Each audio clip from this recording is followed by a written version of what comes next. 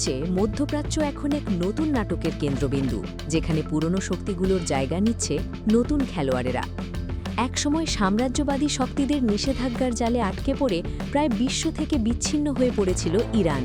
কিন্তু সেই ইরান, যার নেতৃত্ব দিচ্ছেন সুপ্রিম লিডার আয়াতুল্লাহ খামেনি, আজ যেন মধ্যপ্রাচ্যের এক অপ্রতিরোধ্য সিংহ হয়ে উঠেছে।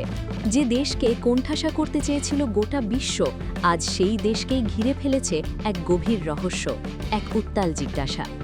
পশ্চিমা শক্তিগুলো ভেবেছিল নিষেধাজ্ঞা আর চাপ দিয়ে ইরানকে চিরতরে দমিয়ে রাখা যাবে, কিন্তু তারা হয়তো ভুলে গিয়েছিল ইতিহাস বারবার প্রমাণ করে চাপ যত বাড়ে পাল্টা শক্তি তত প্রবল হয়।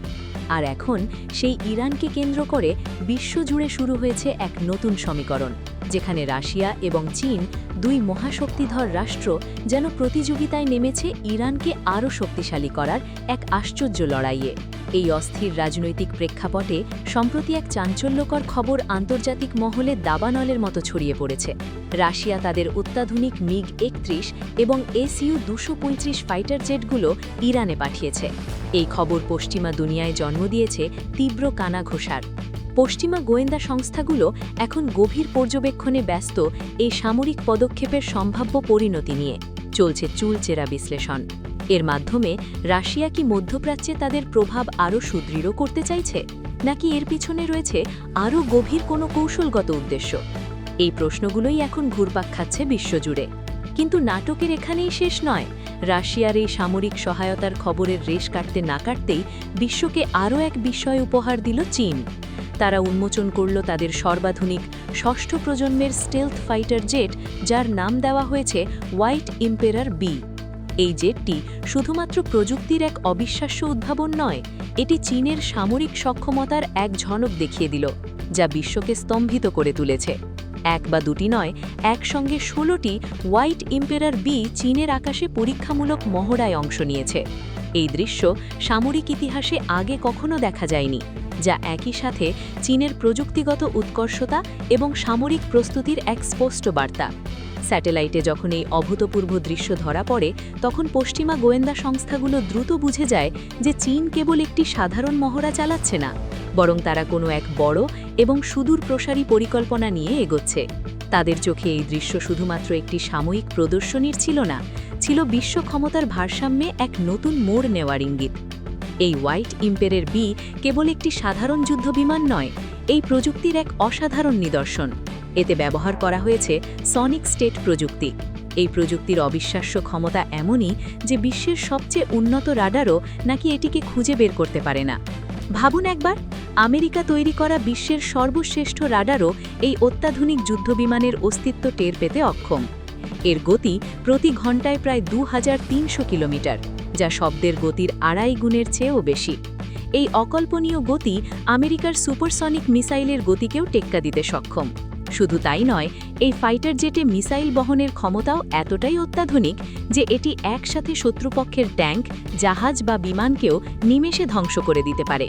এই জেট বিমানগুলো নিঃসন্দেহে আকাশযুদ্ধে এক নতুন মাত্রা যোগ করবে, এবং যারা এর অধিকারী হবে তাদের সামরিক শ্রেষ্ঠত্ব বহুগুণ বেড়ে যাবে। এখন প্রশ্ন উঠছে, চীন কেন হঠাৎ করে এতগুলো অত্যাধুনিক জেট একসাথে আকাশে আনল? এর উদ্দেশ্য কি, আর কেনই বা এখন? বিশেষ করে যখন রাশিয়া ইতিমধ্যেই ইরানে ফাইটার জেট পাঠিয়ে মধ্যপ্রাচ্যে উত্তেজনা আরও বাড়িয়ে তুলছে, তখন চীনের এই পদক্ষেপ কি শুধুই এক কাকতালীয় ঘটনা, নাকি এর পেছনে রয়েছে এক সুদূর প্রসারী পূর্ব পরিকল্পিত কৌশল? অনেকেই মনে করছেন এই মুহূর্তে ইরানকে সামরিকভাবে শক্তিশালী করে তোলা মানে কেবল আমেরিকা বা ইসরায়েলের বিরুদ্ধে দাঁড়ানো নয়, বরং পুরো মধ্যপ্রাচ্যের ভূ রাজনীতি খেলার ধারণাটাই আমূল বদলে দেওয়া। ইরান এখন আর শুধু একটি মধ্যপ্রাচ্যের দেশ নয়, বরং রাশিয়া ও চীনের মতো মহাশক্তিধর রাষ্ট্রগুলোর কৌশলগত ঘনিষ্ঠ বন্ধু। এই জোটবদ্ধতা বৈশ্বিক ক্ষমতা কাঠামোতে এক নতুন মেরুকরণের ইঙ্গিত দিয়েছে। চীন কি এই অত্যাধুনিক জেটগুলো নিজেদের প্রতিরক্ষা ব্যবস্থার জন্য তৈরি করেছে, নাকি কোনো বন্ধু রাষ্ট্রের নিরাপত্তার জন্য বের করেছে, তা এখনও তারা স্পষ্ট করে জানায়নি। চীনের পক্ষ থেকে আনুষ্ঠানিক কোনো ঘোষণা না এলেও হোয়াইট হাউসের একাধিক সূত্র দাবি করেছে যে চীন হয়তো গোপনে ইরানকেই জেটগুলো সরবরাহ করতে পারে, যাতে ইরান নিজে আকাশ প্রতিরক্ষাকে আরও শক্তিশালী করে তুলতে পারে। এই জল্পনা যদি সত্যি হয়, তাহলে এর পরিণতি হবে সুদূর প্রসারী। একবার যদি ইরানের হাতে এই হোয়াইট এম্পায়ার বি জেটগুলো পৌঁছে যায় তাহলে পুরো মধ্যপ্রাচ্যের সামরিক ভারসাম্য এক মুহূর্তে বদলে যাবে। ইসরায়েলি গোয়েন্দারা ইতিমধ্যেই উদ্বেগের সাথে পর্যবেক্ষণ করছে যে ইরানের আকাশসীমায় রাশিয়ার জেটগুলো চলাচল শুরু করে দিয়েছে, আর এখন যদি চীনের এই নতুন প্রজন্মের জেটও সেখানে পৌঁছায় তাহলে তা আন্তর্জাতিক সীমা লঙ্ঘন এবং আঞ্চলিক স্থিতিশীলতার জন্য এক মারাত্মক চ্যালেঞ্জ সৃষ্টি করবে। বিশ্লেষকরা বলছেন চীন হয়তো এবার রাশিয়ার পথে হাঁটছে। রাশিয়া যেমন ইরানকে আকাশপথে শক্তি যোগাচ্ছে, চীনও হয়তো একই মিশনে যুক্ত হতে চলেছে। হোয়াইট এম্পায়ার বি ফাইটার জেটগুলো হয়তো ইরানের জন্য প্রস্তুত করা হয়েছে, এমনটাই মনে করছেন আন্তর্জাতিক সম্পর্ক বিশেষজ্ঞরা। চীন কিন্তু এ বিষয়ে এখনও পর্যন্ত মুখ খোলেনি। তারা শুধু বলেছে, আমরা আমাদের নতুন প্রজন্মের যুদ্ধবিমান পরীক্ষা করছি এবং এটি আমাদের প্রতিরক্ষা উন্নয়নের অংশ। এই সাধারণ বিবৃতিতে কোনো স্পষ্ট ইঙ্গিত না থাকলেও যারা আন্তর্জাতিক রাজনীতি বোঝেন তারা জানেন চীন হয়তো এই জেটগুলোর সাহায্যে পৃথিবীকে নতুন কোনো বার্তা দিতে চলেছে। এটি কেবল একটি সামরিক মহড়া নয়, বরং বিশ্বকে নিজেদের সামরিক সক্ষমতা এবং কৌশলগত উদ্দেশ্য সম্পর্কে অবহিত করার এক জোরালো মাধ্যম। এখন সবাই অধীর আগ্রহে অপেক্ষা করছে চীন কি সত্যিই জেটগুলো ইরানে পাঠাবে, আর যদি পাঠায় তাহলে আমেরিকা এবং তার মিত্র দেশগুলো থেকে কী জবাব আসবে তা শুধুমাত্র সময়ই বলে দেবে। এই মুহূর্তে বিশ্ব এক নতুন রাজনৈতিক নাটকের দ্বারপ্রান্তে দাঁড়িয়ে আছে, যার প্রতিটি পদক্ষেপই প্রভাব ফেলবে আন্তর্জাতিক সম্পর্কের গতিপথে। তো বন্ধুরা, আজকের ভিডিও এখানেই শেষ। ভিডিওটা ভালো লাগলে অবশ্যই লাইক দিন, খবর রূপান্তর ট্রেন্ডস চ্যানেলটি সাবস্ক্রাইব করুন আর নিচে কমেন্ট করে জানাবেন আপনার মতামত। আবার দেখা হবে পরের ভিডিওতে। আল্লাহ হাফেজ।